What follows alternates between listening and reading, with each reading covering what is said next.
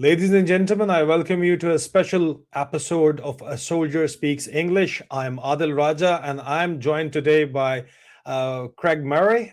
Craig Murray does not need any introduction. He is a historian, a famous journalist, a dissident, and a human rights activist. He's joining us from Venezuela today. And we've also got Matt O'Brien with us, and Matt is joining us from Bristol. And Matt is a citizen journalist and an activist. I welcome my esteemed guest. Thank you for joining in this program, which is about Imran Khan, and obviously. And I would like to start with Craig Murray. After welcoming him, I would straight away jump to the first question. Craig, you made a very interesting yet contentious statement recently, which is viral on Pakistani social media at least. You said that never forget that a major factor in Zionism being able to dominate the world has been the imprisonment of Imran Khan. Hashtag release Imran Khan. You made this statement on the February of 18th, 2026. Craig, welcome to the show. And how would you explain this statement, please?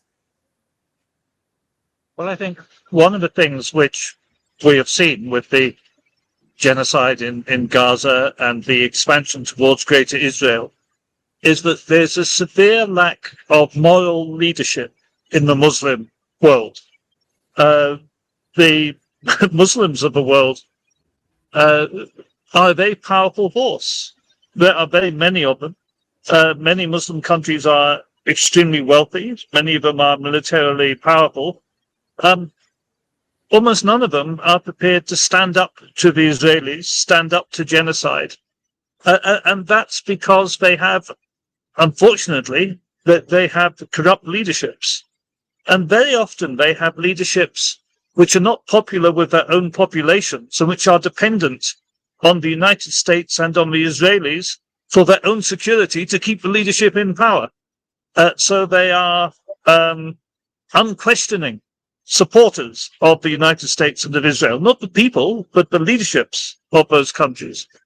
And this is where Imran Khan is different. There is no doubting at all that Imran is a staunch anti-imperialist, and he could provide the moral and inspirational leadership, not just to Pakistanis, but to millions and millions of Muslims all around the world. And that's why he was a danger. That's why he has had to be incarcerated.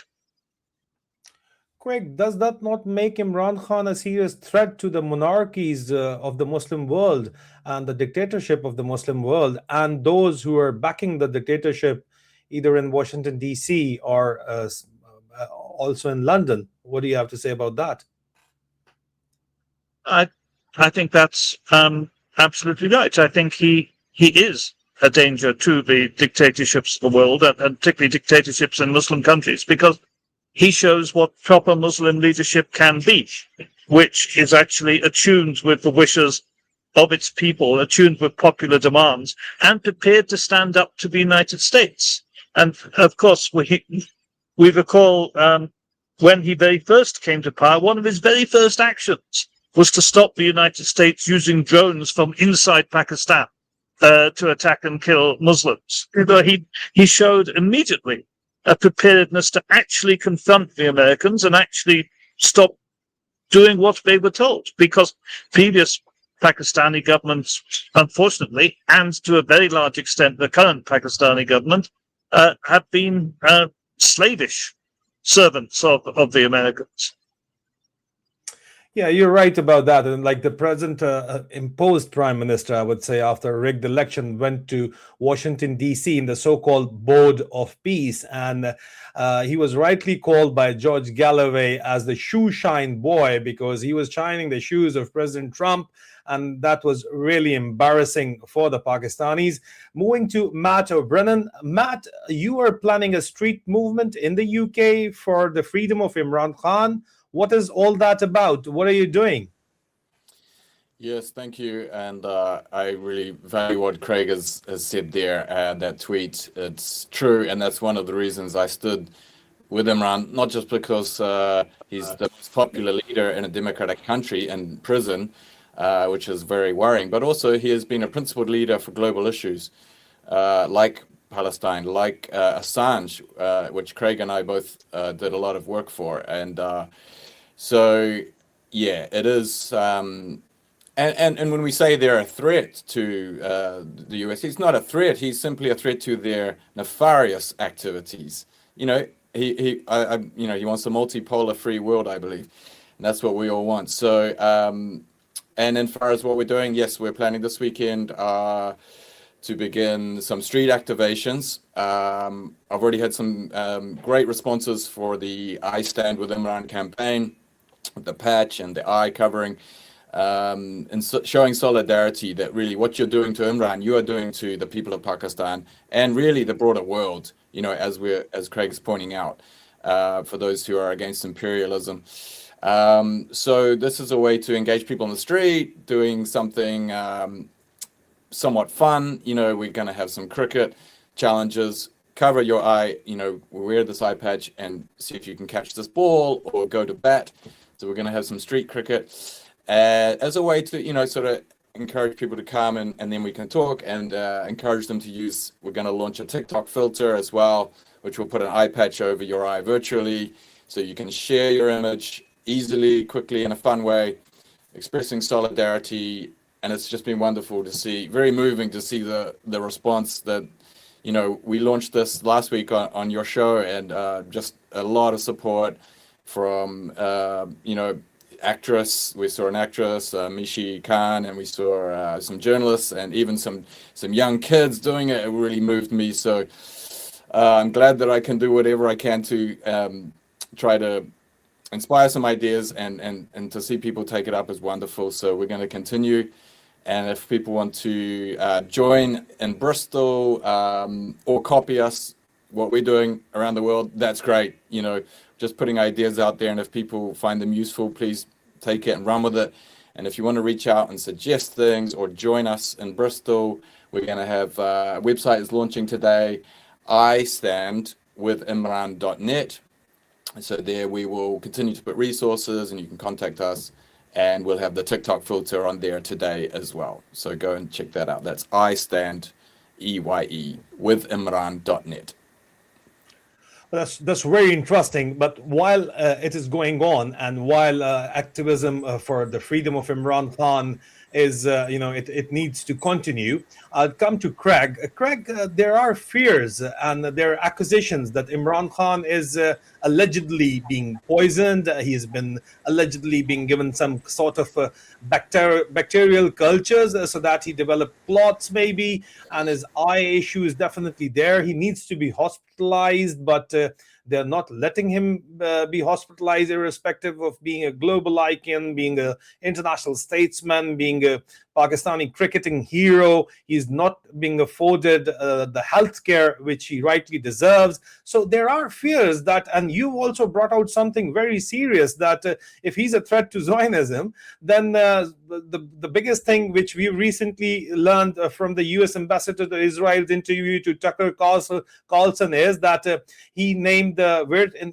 various countries wherever Islamic Brotherhood is, and President Morsi was killed under the similar circumstances as Imran Khan is right now. So do you think there is a plot wherein Imran Khan is to be made the next Morsi in the Muslim world? Well, I think it's very, very likely, unfortunately. I was last in Pakistan 2 years ago, and I met with Imran's legal team in Lahore while I was there. And there'd been an attempt to assassinate his lawyer, I recall, shortly before that. So I think it's very likely. I mean, they would love a situation where they can claim he died of natural causes in jail. That would solve the problem for them. And I don't trust them at all. I think it's extremely likely. And we shouldn't forget, of course, that President Morsi was the only democratically elected leader that Egypt has ever had. And he was killed by the CIA. I have no doubt about that whatsoever. And the CIA, as usual, put one of their military men in power to replace him. And it's just extremely unfortunate that the people of Pakistan don't have the power to do anything about it, because I've no doubt the majority of people in Pakistan dearly wish for the release of Imran Khan. And it may be the only time in history that a political party which is banned and which was not allowed to organize still won an election in the last election. So I have said 2 years ago I was in Pakistan, and we traveled from Lahore up right to Chitral in the far north. I'd previously been around Karachi and all through Sindh. And wherever you go in Pakistan, I find very, very solid support for Imran Khan among the ordinary people, the common people, and among the intellectual elite. It's really only this axis of military men, intelligence men, and some very wealthy, corrupt men are the only people who don't support it, as far as I can tell.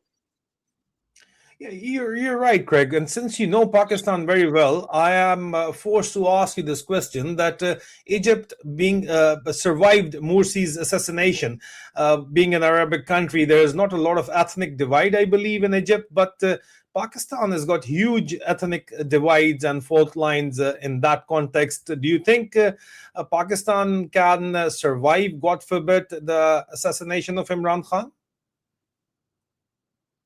I think were Imran Khan to be assassinated, there definitely is going to be a great deal of violence. I don't see a fault line along the Baloch independence movement, which is perhaps the largest, the most powerful separatist organization. I don't see a particular division there than the personality of Imran Khan. I don't think that rift would open because of it. And I'm not sure. I know that there have been attempts for centuries by the Americans and the Israelis and the British to expose and play on the Sunni-Shia divide. And often when we see terrorism, we have to consider who is actually really behind it. And there are those who wish to weaken Pakistan, but I don't think there would be a major split between Pashtun and others over the death of Imran Khan. I think that I think his appeal is, if you like, cross-ethnic. I think his appeal is very general in Pakistan. In the recent context, Greg, if I may ask you, what the Iran is right next door, as neighbor of Pakistan, and the U.S. forces are now concentrating in the Strait of Hormuz for a possible attack on Iran. And under the circumstances, the Pakistani establishment, well, they're not hosting any U.S. military assets at the time being. I can confirm that. But what role can the Pakistani military establishment plays? I mean, traditionally they're aligned with the Washington. They're traditionally aligned with the Americans. So if they play a role over there, do you think it'll have a fallout? It'll have a fallback, or it'll have repercussions for the Pakistani establishment if they support the U.S. attack on Iran? Well, I think there would be massive popular demonstrations against it. I think, again, they will try. I think the US and its allies will try to play the Sunni Shia card again in attacking Iran. Incidentally, in a book I wrote, Secunda Burns, about Alexander Burns and his explorations through Pakistan and Afghanistan, I discovered in the British Library documents from 1831 where British officers were writing to each other about how to divide the Sunni and the Shia in Sindh in 1831. So, as a deliberate policy of dividing Sunni and Shia in order to be able to impose imperialism. And that game still continues today. And it's a game they will play on heavily in attempting to reduce public sympathy for Iran. But let me say something controversial, and I don't expect this to happen. But if I were in charge of Pakistan and I could do one thing to help the world, I would ship 6 nuclear weapons to Iran to deter the Israelis and the Americans from attacking them.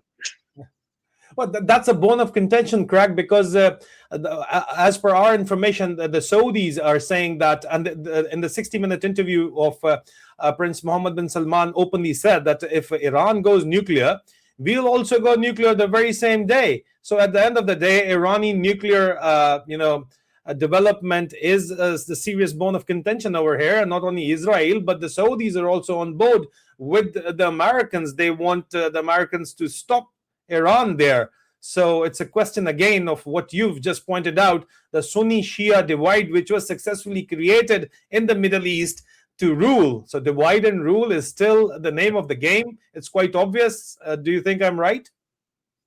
No, I think you're absolutely right. And of course, the elephant in the room, which nobody in the West ever says, is that Israel has a huge amount of nuclear weapons, absolutely illegally, and it's always ignored entirely in these discussions. And in a situation where Israel has nuclear weapons, I don't blame any country. I mean, mutually assured destruction is a terrible way to go. I would love to see disarmament. But while Israel has nuclear weapons, I think any Muslim country in the region has a perfect right to also have nuclear weapons. But it's also very interesting that MBS said that Saudi Arabia would get nuclear weapons the next day, because we don't see headlines in the West saying Saudi Arabia 1 day away from obtaining nuclear weapons. Yeah, but it is a fact. I mean, they've been funding the Pakistani nuclear program over decades for the same reason, that they needed to have their own independent program. And the claims by Prince Mohammed bin Salman suggest that they're very much there. And you're right. The global media is silent about it, but I'll come to that later. Matt, you are organizing this very great street movement here in the UK, and I'm sure it's going to gain momentum because people in the UK, they love Imran Khan, not only the British Pakistani community, but South Asian community. The Indians are coming out openly. The cricketing world has come out openly in support of Imran Khan. So I'm sure you're going to get a lot of traction there. But what is your message to the people in Pakistan who are now faced with the possible alleged assassination of Imran Khan, the way his sister himself said that he is being poisoned? But we see the party of Imran Khan who are sitting in the parliaments, gaining all the perks and privileges of power, not coming out in support of Imran Khan. Today, Imran Khan's sister were again there outside the jail. They were not allowed to meet Imran Khan. There were barriers in between. And this is the video coming in, which I'm going to show you right now, where Imran Khan's sister, Noreen Niazi, whose own son is also incarcerated illegally in Pakistan, fell in a ditch. Have a look at this.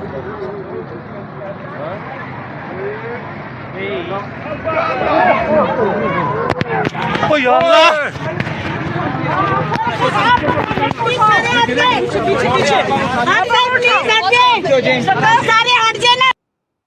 Under these circumstances, what is your advice and your message to the Pakistani people and the leadership of Imran Khan's political party, which is trying to make this huge, street movement, youngsters movement, but they're still, asking for more and more and more time for another 4 weeks, but we need it now, right now. What's your message, Matt?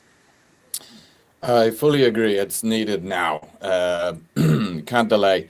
This is the moment. You know, a lot of people have been worried about this, but it has been extra attention and passion coming out because of the condition of his eye. I mean, this is the type of inevitable health failures that happen in prolonged solitary confinement. We saw it with Assange. He had a stroke. There we go, the lights are off. And, you know, they're turning the lights off in Imran's cell for 10 days at a time. This is horrific. This is psychological torture. This is the most popular politician of a country being tortured. This is an illegitimate government. And Imran, from all reports, seems that he's being offered deals. If he only cared about himself and his freedom, it seems clear that he could take a deal and flee to wherever and live a peaceful, great life with his family, with his children, right? Like Assange, he will not bend. Okay, and maybe the current leadership, illegitimate, of Pakistan don't understand that because they're not like him. We tend to think other people in the world are like us. Maybe they expect him to take a deal. They keep torturing him. He won't. It's very, you know, he's not like the other people. He's a special person. Like Assange, he will not bend. He will break before he bends, you know. So that means what? That means that his freedom and Pakistan's freedom are in the hands of the people now. You have to save him. It is entirely on you. He's put himself in your hands. There is a great film about Assange called The Trust Fall, which was very well named because the director realized what Julian has done is trusted that people will catch him, that democracy, the collective will of the people will prevail. And Imran is doing the same thing. He is not taking a deal because he believes in the power of the people to free him. So what does that mean? It means you organize now, you work together now, leave the excuses and everything else, and peacefully but effectively organize.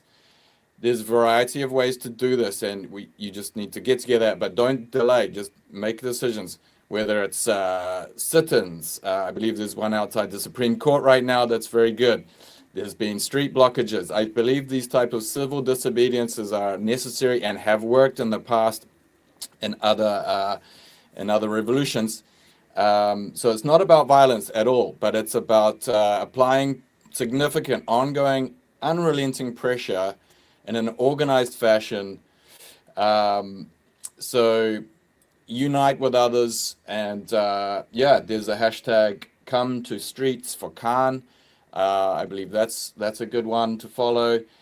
So collective organizing, civil disobedience. We've talked about doing human chain around the prison. I think that's a nice action. We talked about doing that for Assange. I think we should do that for Imran Khan. It would take 3,000 people. That's very achievable. That could be arranged in a couple of weeks. But I think, as you say, it needs to happen right now. So join the sit-ins outside the Supreme Court, find out who is organizing and join, and just do it now. Don't delay. This is the moment. You can't allow it to get any worse. We have a world champion bowler losing his eyesight, as well as the most popular politician. This is horrific. We don't want to ask how much worse it can get. Now is the time to free him and to apply all the pressure. No fear. What more do you need to be challenged by if you are consenting to being ruled by tyranny? So it's time to act. It's just time to go to the streets for Khan. So, yeah, you're right. It's time to act now. Now is the time to act. Craig, do you think Imran Khan should take a deal and live to fight another day? I think ultimately, of course, it depends on the deal, is the answer to that. But we did actually go through exactly this with Julian Assange, who eventually took a plea deal and pled guilty to, I can't remember what he pled guilty for, because it's not actually important, because nobody believed it anyway. Everyone realized that he just had to make this deal in order to get out. Nobody actually thought he was guilty of anything. But I must say, I personally, spoke with Julian, urged him to take the deal for the sake of his wife and his family, because otherwise he would die in jail. And I think, personally, Imran, of course, is a man of great principle, but I would, any deal which is not unconscionable, I think he should take to get out, because I think the world needs him outside. I think he still has work to do. I would also like to make one point. I'm here in Venezuela at the moment, where the Americans have kidnapped and imprisoned President Maduro. And that's, again, another leader, another democratically elected leader of a country being imprisoned at the behest of the United States. In my view, the circumstances are different in that Maduro is being taken to the United States.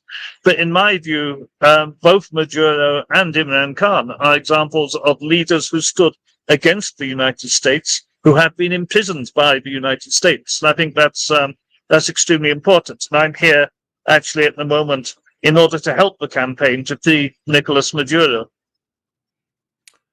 Craig, couple of quick questions before I let you go. Firstly, what do you make out of the inflammatory remarks by the U.S. ambassador to Israel, Mike Huckabee, to Tucker Carlson regarding the Greater Israel Project? What do you make out of it? Well, I think we've been ignoring the Greater Israel Project far too long. Last year, I was in Lebanon. I spent 6 months altogether in Lebanon. And I watched, I saw the Israelis annex parts of southern Lebanon, which they seem to have no intention of ever leaving.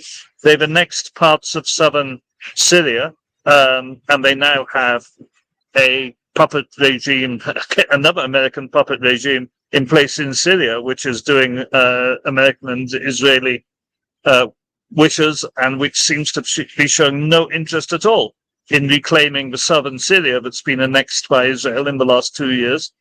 So I think we are seeing Greater Israel happen. With Gaza, obviously, we know they are taking over. They are taking over more and more of the West Bank. It's Lebanon, it's Syria, and it will continue to expand. I think there's no doubt at all. And he said the quiet part out loud. He has revealed their agenda. And unfortunately, it also shows, unfortunately, that the power of the Christian fanatics, the fundamentalist Christian fanatics in the United States of America, who have these mad views because of religion and who are prepared to cause turmoil and death on a massive scale because they believe it's their religious duty to do so. And it's very difficult when you have somebody who's a complete religious fanatic. How do you argue with them? It's very, very difficult to reason or talk sense into these people. Final question, Craig, before I let you go. There are efforts, confirmed reports. I've been reporting upon it for 2 years now, that Prince Mohammed bin Salman wants the Pakistani military regime to lower the political temperature in Pakistan and maybe free Imran Khan or relax his conditions of his incarceration. But the Pakistani regime, they're not doing it. So do you believe that Prince Mohammed bin Salman or the monarchies in Arab world are serious about providing relief to Imran Khan, or it is just a popularity stunt? I think it can be a bit of each. I think Imran Khan, of course, has a tremendous international cachet and extremely extended personal connections throughout the world. So there'll be personal friends of his who are friends of MBS, undoubtedly. And I think to some extent there's a feeling, well, he may be a troublemaker or difficult from our point of view, but he is one of us at the end of the day. He's one of the elite. And maybe also they don't like to see leaders being killed, because that, of course, is a fate that may await them at some stage in the future. So there may be a little bit of genuine humanitarian concern. There may be a feeling that this is going to cause a huge amount of trouble and crisis throughout the Muslim world, and discontent if Imran Khan is killed, and that may affect me and my stability at home. And there may just be some popularity seeking. I think there's there's a confluence of motives there. But I don't think we should think that he's serious about it. I see no evidence that he's putting serious pressure on the government of Pakistan at all. Thank you very much, Craig Murray. Thank you very much, Matt O'Brien, for joining us, for joining this fight for freedom for Pakistan. And the world is interconnected. Craig is joining us from Venezuela. Matt is joining us from Wales. And I'm here in London. And we are working all together for the same cause, for the cause of human rights and for fighting for humanity. Because at the end of the day, if there is no humanity left, then what is there to live for? Thank you so very much, gentlemen. Thank you. Thank you.